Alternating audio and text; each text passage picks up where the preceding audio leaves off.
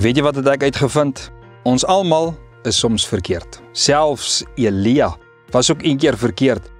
En hy het 'n ereplek gekry in die hemel. Hy het self saam met Moses daar by Jesus op die berg kom ontmoet. Jy luister na Kort en Kragtig en ek is Fanie Meiburg. Kom ons word kragtig deur die woord. Dit is Woensdagmôre, ja, die week stap alweer aan, ons is in die middel van die week.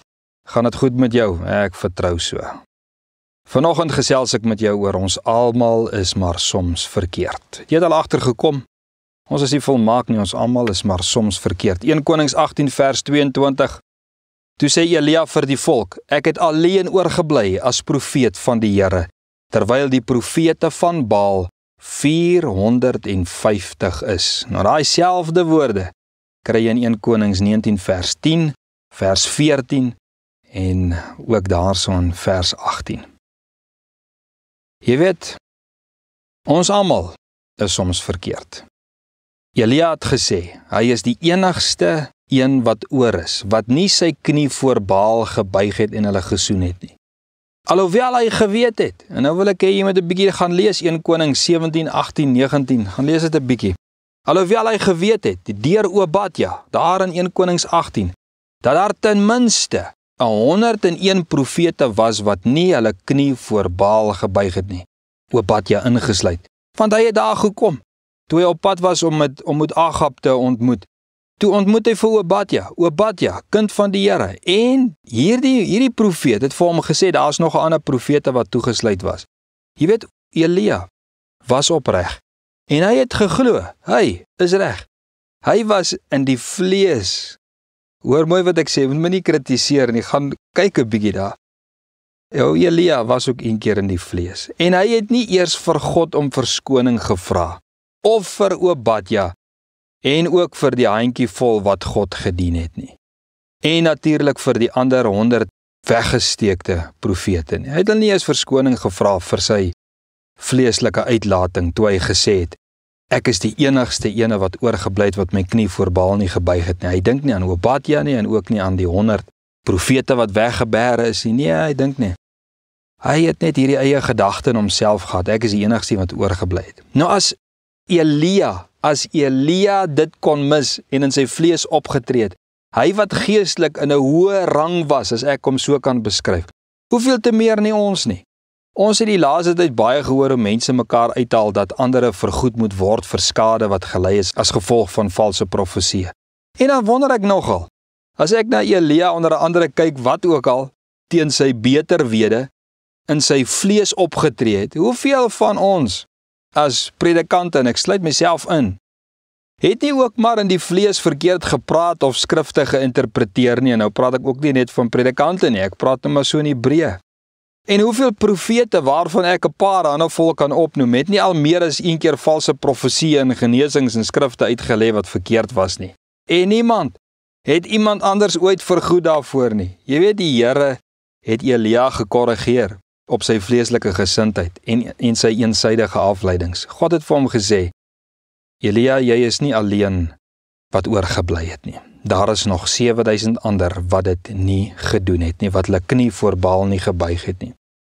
Jy weet, Elia het God nie eers geantwoord nie. Gaan lees dit 'n bietjie. 1 Konings 19. Hy het God nie geantwoord nie, maar hy het eerder net gaan doen wat God hom beveel het. Ons het baie keer op verhewe trone van selfregverdiging en dan dink ons is die beste en sonder foute. Maar soos Elia moet ons eerder omdraai, ons selfregverdiging begrawe, ons vleeslikheid in stilte erken en net gaan doen wat God ons voorgestuur het. Ons moet versigtig wees om so te let op die doen en late verander dat ons vergeet dat ons almal kleispore trap.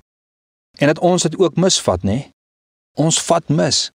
En niemand kan opreg vir my kom sê, ek het dit altyd reg nie. Maak nie saak wat jou kommentaar en jou vertaling sê nie, en wie jou teoloog is nie, iewers sê ons goed en interpreteer ons dinge, en volg ons mense na, wat het nie heeltemal reg het nie. En net God sal op die einde van die dag al hierdie dinge weet. En tog het God nie Elia afgeskryf ten spyte van sy dwaling nie. God het hom eerder daarin bemoedig en die versekering gegee, al sien jy dit nie Elia, is daar opregtheid in die midde van alle ewel, daar 7000, wat saam met jou hierdie pad stap. En ek glo Elia het dalk in skaamte besef. Miskien, ek weet nie. Ek weet hoe ek so gevoel het. Ek dink hy tog maar in 'n mate dalk skaamte beleef, dat hy selfs in Obadja se teenwoordigheid, wat God getrou gedien het, en onder Agab gedien het, dat hy hom misgekyk het.